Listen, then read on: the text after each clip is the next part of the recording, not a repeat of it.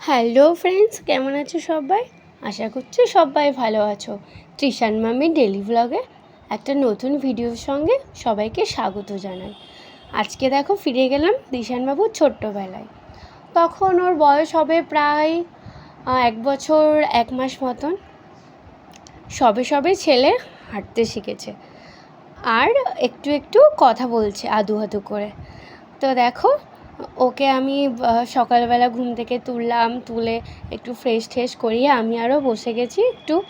একটু খাওয়া দাওয়াও হয়ে গেছে, তারপরে একটু আমি আরও বসেছি।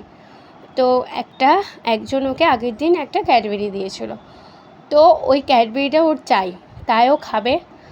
তারপরে ওকে দেওয়া হলো সেটা, দিয়ে দিয়ে তো সারা মুখ হয়ে গেল।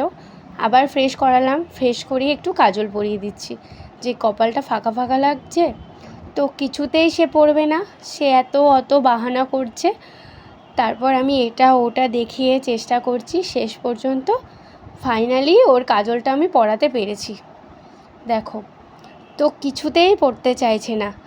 কত জোর করে আমি পড়াচ্ছি, আমার কাপড়ের মধ্যে মুছে দিচ্ছে। আসলে আমার ছেলেটা না ছোট্টবেলা থেকে খুব দুষ্টুমি শিখেছে। তারপর দেখো চুলটা আমি সুন্দর করে বেঁধে ক্লিপ আটকে দিয়েছি। আমি ওর এরকম করে চুল বাঁধতাম, আর আমাকে অনেকেই জিজ্ঞাসা করতো যে তোমার কি এটা মেয়ে? কিন্তু মেয়ে নয়, কিন্তু আসলে মেয়ের মতন করে আর কি চুলটা বাঁধতাম আমি, ভালো লাগতো আমার দেখতে, তার জন্যে। তারপর দেখো ও খেলতে শুরু করে দিয়েছে। এবার ওর কপালে টিপটা দিয়েছি, হবে না, ওনার হাতে দিতে হবে, উনি ওর হাতে করে পায়ে লাগাবে। কিন্তু আমি তো সেটা ওর হাতে দিচ্ছি না, তাহলে সারা মুখ সারা বিছানা হয়ে যাবে আমার কালো। তো তারপর আমি আমার হাত দিয়ে দিয়েছি, দিয়ে পাউডারটা লাগিয়ে দিচ্ছি। তো ওর হবে না সেটা, ও নিজেই হাতে লাগাবে। তারপর অনেক কষ্ট করে দেখো কাজলটা আমি পরিয়ে দিয়েছি। তো ছেলেটা দেখতে দেখতে বড় হয়ে যাচ্ছে। তো তারপর দেখো আমি একটু রান্নাঘরে এসেছিলাম ওর খাবার বানাতে। তো ও আর থাকবে না বিছানার মধ্যে, তো ও আমার সঙ্গে চলে এলো রান্নাঘরে। ও আর আমি মিলে ওকে যে আমি রোজ সকালে উঠে তালমিছরি আর আদা দিয়ে একটা সিরাপ টাইপের বানিয়ে খাওয়াতাম, সেটা বানাচ্ছি। এটা আমি বানাতাম তালমিছরি, প্রথমে একটুখানি 1/2 কাপ জল দিতাম, মানে 1 কাপ জল দিতাম, সেই জলটা কিছুটা পরিমাণে ফুটিয়ে একটুখানি তালমিছরি, তার মধ্যে রামতুলসী পাতা দিতাম, আর একটু দিতাম আদা কুচি। তো এগুলো ভালো করে ফুটিয়ে যখন 1 কাপ জল 1/2 কাপ হয়ে যেত, তখন সেটাকে ঠান্ডা করে খাওয়াতাম। তো এটা খেলে কি হয়, এটা খেলে বাচ্চার সর্দি কাশি লাগে না, তো ভালো থাকে। তো এভাবেই আমি ওকে অনেক দিন চালিয়েছি। তো তারপর দেখো আর ভিডিও করা হয়নি সারাদিনে। তারপর একটু সন্ধ্যাবেলা এসেছি একটুখানি সন্ধ্যা দিতে।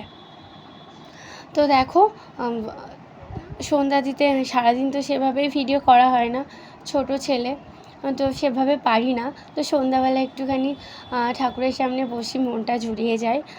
তো দেখো প্রদীপ জ্বালিয়ে ধূপকাঠি জ্বালিয়ে সারা ঘর দেখিয়ে সন্ধ্যা দিচ্ছি। তো দেখো আমার সন্ধ্যা দিতে, পুজো দিতে বেশ ভালো লাগে, খুব ভালো লাগে। তো আমি সন্ধ্যাবেলা ঠাকুরের সামনে বসি, সন্ধ্যা দিই, আর মনের যত প্রার্থনা, যত খারাপ লাগা ভালো লাগা আছে সব বলি ওনাকে, কারণ উনিই তো সব কিছুর মূলে আছে, তাই না? আমাদের ভালো লাগার পেছনেও উনি, খারাপ লাগার পেছনেও উনি, তার জন্য ওনাকেই সবটা জানানো হয়। তো দেখো আমি সুন্দর করে সন্ধ্যাটা দিয়ে দিচ্ছি।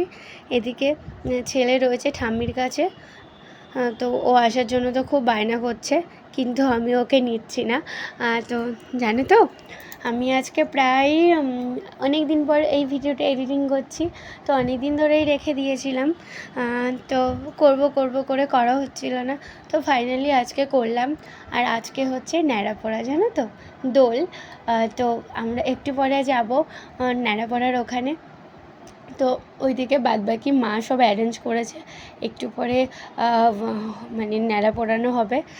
তো যাব, আনন্দ করব, মজা করব, সেটাও তোমাদেরকে দেখাবো।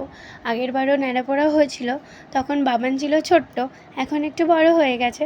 তো তারপর দেখো সন্ধ্যা টন্ধা দিয়ে মানে এসছিলাম একটু পার্কে, মানে সন্ধ্যার আগেই পার্কে এসছিলাম। সেটা আমি একটু এদিক ওদিক হয়ে গেছে, তবে সন্ধ্যা দেওয়ার পর আর কি ভিডিওটা চলে এসছে। তো দেখো ত্রিশান বাবুকে নিয়ে একটু পার্কেও গেলাম।